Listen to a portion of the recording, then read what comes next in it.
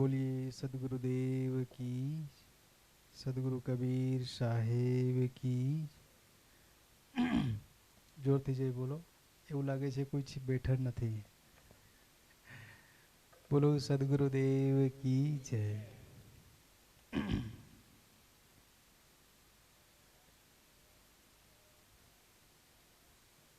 પરમારાધ્ય સદગુરુ સંત સમ્રાટ સંત શિરોમણી સદગુરુ કબીર સાહેબજી આજે પાવનધરા ખાખરિયા મુકામે આપના પરમ ભક્ત શ્રી ગણપતભાઈ છગનભાઈ તેઓના ધર્મપત્ની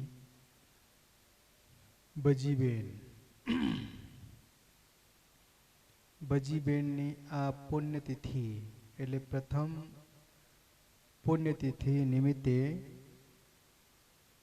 શ્રદ્ધાંજલિનો કાર્યક્રમ, પુણ્યતિથિનો કાર્યક્રમ ખૂબ સુંદર સત્સંગ ભજન થકી રાખવામાં આવ્યું છે.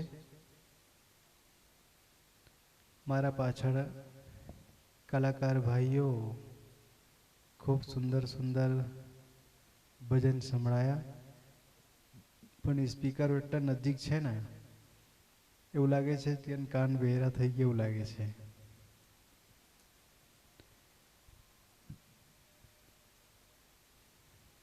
પ્રથમ પુણ્યતિથિ નિમિત્તે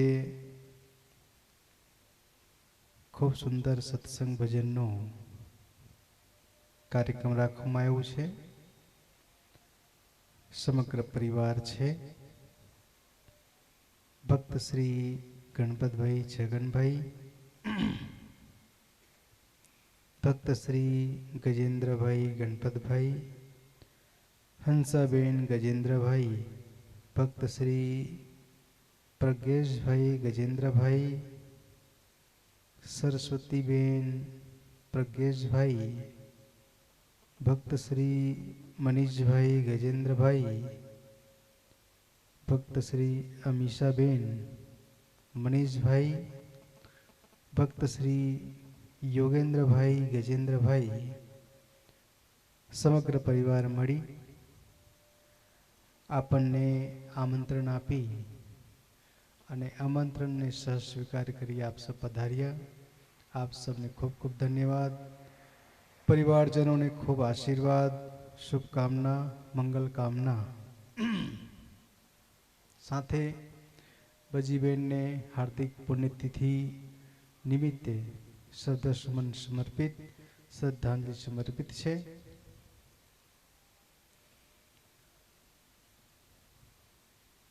સંસારના તો નિયમ છે, જે જન્મે છે એમને અવશ્ય આ સંસાર છોડીને જવું પડે છે. તમને અને એમને બધાને જ ખબર હોય છે, પણ ભૂલ ક્યાં પડે છે? આ સંસારના અમુક મોહ માયા છે, અમુક ઝંઝટો છે, એમાં આપણે ભૂલી જઈએ છીએ. એમ લાગે છે આપણે આ ધરતી પર સદાના માટે જન્મ લઈને આવ્યા છે, કોઈ દિવસ અમે આ ધરતી પરથી જવાના જ નથી. પણ સંતોની ભાષામાં કહે છે કે મનુષ્ય ધરતી પર એક મહેમાન છે, પૃથ્વી પર મહેમાન છે, માલિક નથી. પણ આપણે એવું લાગે છે જે માલિક બેઠા હોય ને એવું લાગે છે. આમ મહેમાન જ છે. આપણે મહેમાન જઈએ કોઈને ત્યાં કેટલા દિવસ? એક દિવસ, બે દિવસ, કદાચ એક મહિના, પછી તો ઘર આવવું પડે ને. બસ એવી જ રીતે આ શરીર અને સંસારના એક સંબંધ છે. જીવન, આત્મા અને શરીરનું મિલન એ જીવન છે. ખાલી આત્મા જ હોય અને શરીર ના હોય એને જીવન ના કહેવાય. અને શરીર એટલું હોય એમાં જીવ ના હોય, આત્મા ના હોય, એને જીવન ના કહેવાય. એને લાશ કહે કાં તો બોડી કહે, પણ જીવન ના કહેવાય. આત્મા અને શરીરનો મિલન એ જીવન છે. પણ એક સંતો બીજી વાત કહે છે, આ શરીરમાં, આ ઘટમાં જ્યાં સુધી જીવ છે, આત્મા છે, ત્યાં સુધી આ શરીરનો કિંમત છે. કિંમત છે ને. કદાચ આ શરીરમાંથી જીવ નીકળી ગયા, શરીરમાંથી આત્મા નીકળી જાય તો આ શરીરનો કિંમત ખરા. એટલે તો સૃષ્ટિના નિયમ ખૂબ સુંદર બનાવ્યા છે. પ્રથમ નંબર પર કહે છે, આ જે અનાજ છે ને, અનાજ મકઈ છે, ઘઉં છે, બાજરી છે, ચોખા છે, આમાં કુદરતે એવું વસ્તુ નાખ્યું છે કે કોઈ પણ માણસ વધારે દિવસ ભંડોળ ના કરી શકે, ભેગા ના કરી શકે. કદાચ 1 વર્ષ 2 વર્ષ, મકઈ તો બે મહિનાથી વધારે ટકતા નથી, સડી જાય છે. એમાં જીવાત પડી જાય છે, અનાજમાં જીવાત પડી જાય છે, વધારે દિવસ રાખી શકાતા નથી. તમે કલ્પના કરો, કદાચ એ અનાજમાં જીવાત ના પડે તો જે મોટા મોટા છે ને શેઠિયા, એ ગોડાઉન ભરી ભરી રાખતા, પણ સડી જાય છે ને એટલે કોઈ રાખતા નથી. કેમ કે સોના ચાંદી સડતા નથી, એટલે ભંડોળ કરી રાખે છે, ભેગા કરી રાખે છે. બીજા નંબરમાં કહે છે, આ શરીરમાં દુર્ગંધ પેદા કર્યું છે. આત્મા નીકળી ગયા પછી દુર્ગંધ પેદા કર્યું છે. કદાચ કુદરત આ શરીરમાં દુર્ગંધ ના પેદા કર્યું હોય તો જે પ્રિયજન મરી જાય, ઓફ થઈ જાય, શરીર છૂટી જાય ને, તો એમને સળગાવે ના, દાટે ના, મૂકી રાખે, પ્રદર્શની રૂપે મૂકી રાખે. એટલા માટે કુદરતે ખૂબ સુંદર રચના કર્યું છે. બીજા દિવસથી આ શરીરમાંથી ગંધ ચાલુ થઈ જાય છે. ત્રીજા નંબરમાં ખૂબ સુંદર કહે છે, આ મન દરેકના ઘરમાં, દરેકના પરિવારમાં કોઈના કોઈને શરીર છૂટતા હોય છે, કોઈના કોઈ પરિજન જતા હોય છે, તો મન દુઃખ હોય છે. દરેકના મન દુઃખી થાય. કેમ કે કોઈના આપણે નજીકના માણસ જતા રહે છે, કોઈ પ્રિયજન માણસ જતા રહે છે, તો સ્વાભાવિક છે મનમાં દુઃખ થાય છે.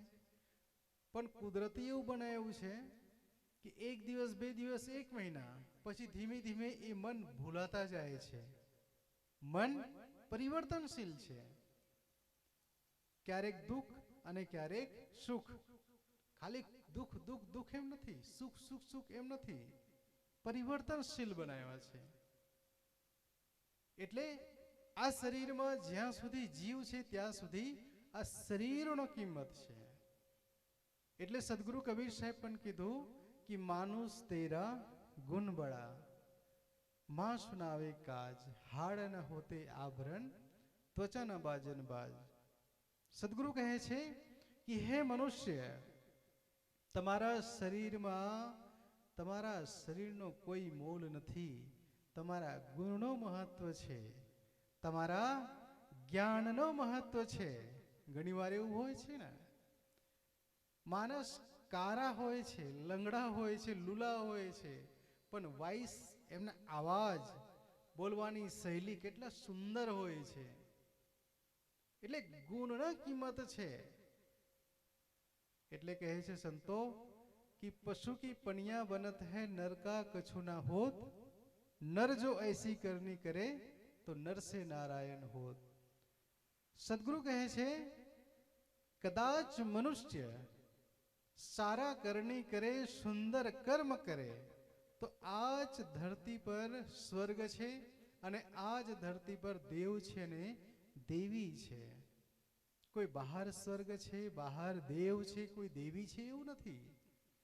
કદાચ મનુષ્યના કર્મ સુધાર થઈ જાય, મનુષ્યના કર્મ સુંદર બની જાય, તો આ ધરતી પર સ્વર્ગ છે અને આ ધરતી પર દેવ અને દેવતા છે. એટલે કહે છે પશુ કી પણિયા બન થાય, જે પશુના જે ચામડી છે એના પગના ચંપલ બને છે, નંગાડા બને છે, ઢોલક બને છે. પશુ કી પણિયા બન થાય, નરકા કશું ના હોત. તમે અત્યાર સુધી જોયું છે કે આ શરીરમાંથી, મનુષ્ય શરીરમાંથી અમુક અંગમાંથી, અમુક ચમડીમાંથી, અમુક હાડકામાંથી કંઈક વસ્તુ બનાવવામાં આવે છે? નથી આવતા. કદાચ આવતા હોય તો ડાયરેક્ટ એને પોલીસ સ્ટેશનમાં પહોંચાડવામાં આવે, જેલમાં નાખવામાં આવે છે. એવું કાનૂન બનાવ્યા છે. એટલે કહે છે નરકા કછું ના હોત, જો નર જો એસી કરણી કરે તો નરસિંહ નારાયણ હોત. કર્મનો મહત્વ બતાવ્યો છે. એટલે તો રામાયણમાં પણ કીધું છે ને કે કર્મ પ્રધાન વિશ્વ રચી રાખા, જો જસ કરહુ તસફલ ચાખા. આજથી 1000 વર્ષ પહેલા ગોસ્વામી તુલસીદાસ પણ કહી ગયા છે કે કર્મ પ્રધાન વિશ્વ રચી રાખા. જે આ વિશ્વ છે એ કર્મ પ્રધાન છે. કર્મ પ્રધાન છે એટલે રામ છે, કૃષ્ણ છે, જેટલા ભગવાન કહીએ છીએ, જેટલા દેવ કહીએ છીએ, દરેકને કર્મ લાગુ પડ્યું છે. જો ભગવાન રામ હોવા છતાં એક સીતાના ખોજમાં કેટલાક બન ભટક્યા છે. ભગવાન કૃષ્ણ હોવા છતાં એક શિકારીના હાથમાંથી જે બાણ છે, બાણ લાગવાથી એમને મરણ થાય છે. આ એક કર્મનું બંધન છે. એટલે સદગુરુ કહે છે આ પૃથ્વી પર કોઈ દાનવ નથી, કોઈ દેવ નથી, સિર્ફ મનુષ્ય છે. એના કર્મથી દાનવ છે, એના કર્મથી માનવ છે, દેવ છે. એટલે સંત ગુરુ કહે છે કે આપણા જો કર્મ સારા હોય, આપણા જો કર્મ સારા હોય તો ખરેખર આ ધરતી પર સ્વર્ગ છે, આ ધરતી પર દેવ છે. આ શરીરમાં જીવ છે ત્યાં સુધી આ શરીરનો કિંમત છે. આપ સબ જોયા હશો જ્યારે બાળક સ્કૂલ જાય છે, પહેલા ધોરણમાં જાય છે, બીજા ધોરણમાં જાય છે, ત્યારે માસ્ટર ખૂબ સુંદર રીતે સમજાવે છે. બ્લેક બોર્ડમાં લખીને એકડો પાડે છે અને બાળકોને પૂછે છે કેટલા છે, તો કહે છે એકડો છે. આગળ મીંડા ઉમેરે છે, મીંડા લખે છે અને બાળકોને પૂછે છે કેટલા થયા, તો કે 10 થયા. ફરી એક મીંડા ઉમેરે છે બાજુમાં, બાળકોને પૂછે કેટલા થયા, કે 100 થયા. બીજા મીંડા ઉમેરે તો 1000 થયા, 10,000 થયા. આમ સંખ્યા વધતા જાય છે. પણ શિક્ષક અચાનક એકડો ભૂસી નાખે છે, કાઢી નાખે છે એકડો, અને બાળકને પૂછે છે કેટલા થયા, તો 0. એનો કોઈ સંખ્યા નથી. એકડો છે તો 0 ના સંખ્યા છે, અને એકડો નથી તો એ 0 ના કોઈ કિંમત નથી. એવી રીતે આ શરીર અને આત્મા, આ શરીર શું છે, મીંડા છે, શૂન્ય, અને આત્મા શું છે, એકડો છે. અને જો આત્મા અહીંથી નીકળી જાય ને તો આને કોઈ કિંમત નથી. એટલે તો શમશાન કીધું છે ને, શમશાન. શમશાનમાં રાજા હોય કે રંક હોય કે ફકીર હોય, અમીર હોય કે ગરીબ હોય, માલદાર હોય કે ગરીબ હોય, રાજા હોય કે ફકીર હોય, શમશાનમાં જાય એટલે શું કહેવામાં આવે છે, બોડી કહેવામાં આવે છે. ક્યાં કોઈ રાજાના હોતા નથી, કોઈ ભિખારી નથી હોતા, સિર્ફ અને સિર્ફ લાશ હોય છે, બોડી હોય છે. એટલે ત્યાં જઈને બરાબર થઈ જાય છે ને શમશાન કહેવામાં આવ્યું છે. અને બીજું એક સુંદર રચના કર્યું છે, જ્યારે બાળક જન્મ લે છે ત્યારે 2 થી 2.5 કિલો હોય છે, કદાચ 3 કિલો હોય છે. બસ જ્યારે માણસ મરે છે, મૃત્યુ પામે છે અને એને સળગાવવામાં આવે છે, તે એને રાખ પણ એટલા હોય છે એવું કહેવામાં આવે છે. તો વાસ્તવમાં આ શરીરનો કિંમત નથી, તમારા ગુણ અને જ્ઞાન અને આત્માનો કિંમત છે. બસ આને કદર કરીએ, કિંમત કરીએ, આંકીએ શાનાથી, તમારે જ્ઞાનથી. એટલે આ માનવ તન મળ્યું છે, મનુષ્ય જીવન મળ્યું છે. આમ તો કહે છે આ દેહ, મનુષ્ય દેહ પામવા માટે દેવતાઓ પણ તરસે. પણ જે મનુષ્ય જન્મ લીધા છે, જેમને મળ્યું છે, એ મનુષ્ય જીવનની કોઈ કિંમત કરતા નથી. ખૂબ સુંદર આપણને વાણી આપ્યું છે. જે વાણી છે આ કુદરતનું વરદાન છે. તમે મનુષ્ય સિવાય કોઈ જાનવર છે, કોઈ પશુ પક્ષી છે, એમને કોઈ દિવસ હસતા જોયા છો? કોઈ દિવસ સુંદર રીતે બોલતા જોયા છો? સિર્ફ ને સિર્ફ મનુષ્યને સુંદર વરદાન મળ્યું છે. પણ લોકો સવારે ઉઠે ને ગાળો ચાલુ કરે, સવારે ઉઠે ને ઝઘડા ચાલુ કરે. આ સુંદર વરદાન આપ્યું છે પણ એને લોકો દુરુપયોગ કરે છે. ઘણી વાર હું કહું છું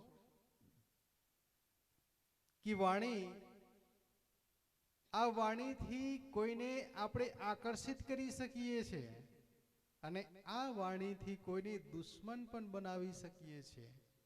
આ વાણીથી બનતા કામ બગડી જાય છે અને આ વાણીથી બગડતા કામ બની જાય છે. બસ આપણે પર નિર્ધારિત છે કે તમે કયા પ્રકારની વાણી બોલો છો. મહાભારત કેમ થયું છે? ખાલી એમ જ નથી થયું. महाभारत થયું છે દ્રૌપદી અંધે કા પુત્ર અંધા હોતા હૈ. ખાલી આ જ શબ્દથી આખું મહાભારત રચાયું છે. કદાચ કોઈ લંગડા હોય, લૂલા હોય, તમે કહો તમે લંગડા છો, લૂલા છો, એમ તો કેવું લાગે? ખોટું લાગે ને? એટલે કોઈ પણ માણસને તિરસ્કાર શબ્દ, ખોટા શબ્દ, કઠોર શબ્દ અને કડવી વાણી કોઈને ગમતા નથી. બસ એક નક્કી કરી લો, કદાચ તમને કોઈ બોલે, કદાચ ખોટા શબ્દ બોલે, કડવી વાણી બોલે તો આપણને પસંદ નથી. તો આપણે નક્કી કરી લઈએ, કદાચ આપણે જે બોલીએ છીએ બીજાને કદાચ પસંદ ના હોય.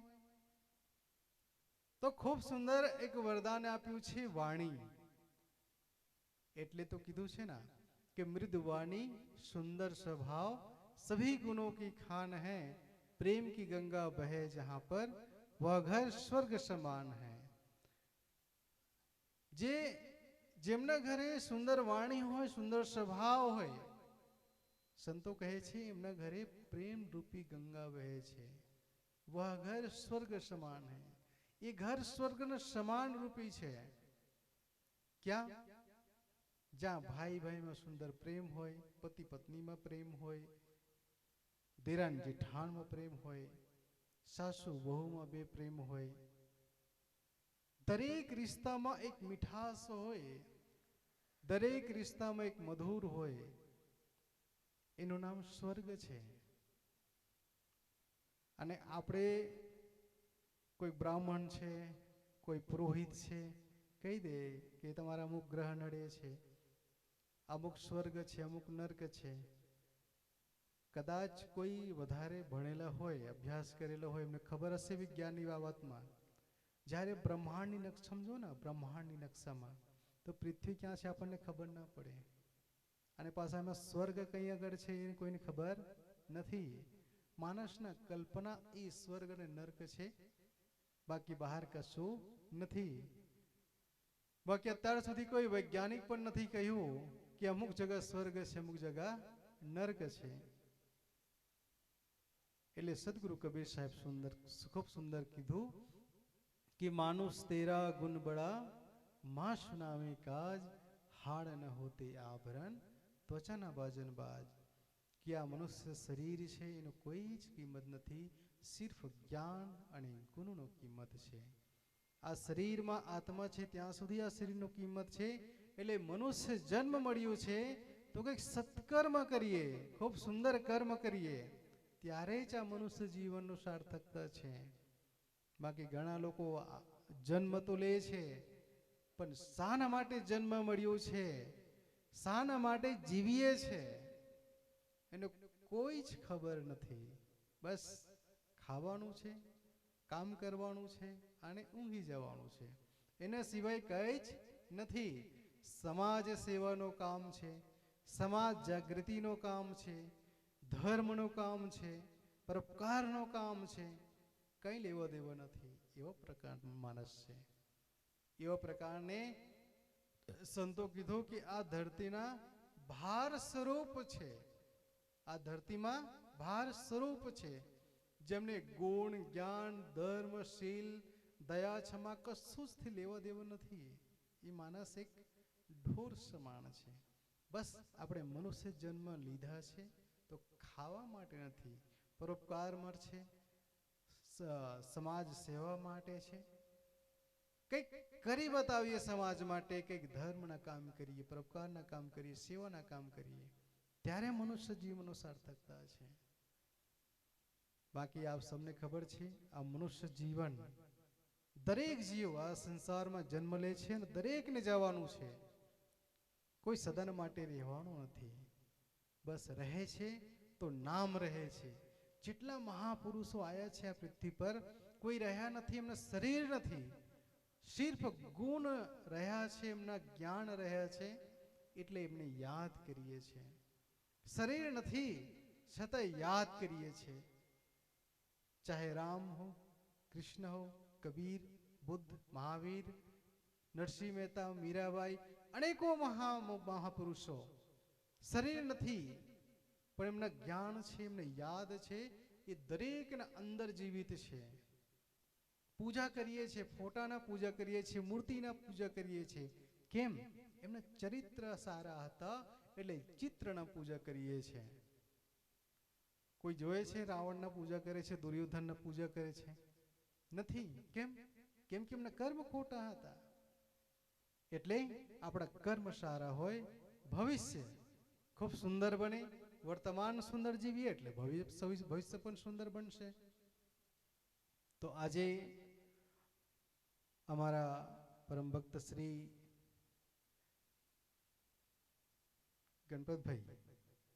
ગણપતભાઈ છગનભાઈ સાથે ગજેન્દ્રભાઈ, ગણપતભાઈ, પ્રજ્ઞેશભાઈ, ગજેન્દ્રભાઈ, મનીષભાઈ, ગજેન્દ્રભાઈ, યોગેશભાઈ, ગજેન્દ્રભાઈ, આ સમગ્ર પરિવાર મળી માતાશ્રી ભજીબેનની પુણ્યતિથિ નિમિત્તે ખૂબ સુંદર મને પણ આમંત્રિત કર્યું. અચાનક અમારે આવવાનું થયું. ઘણા ભક્તોને એવું લાગ્યું કે સાહેબ આવવાના નથી, કોઈ સંતો નથી, એટલે એમને આશ્ચર્ય લાગ્યું મને જોઈને. એટલે અમારા ગજેન્દ્રભાઈને પણ ખૂબ ખૂબ ધન્યવાદ છે, મને પણ આમંત્રિત કર્યો. અહીંયા મને પણ બોલાવવામાં આવ્યું અને ફરી એકવાર ભજીબેનને શ્રદ્ધાસુમન સમર્પિત કરી હું મારી વાણીને વિરમું છું. બોલો સદગુરુ કબીર સાહેબ કી જય, સંત સમાજ કી જય.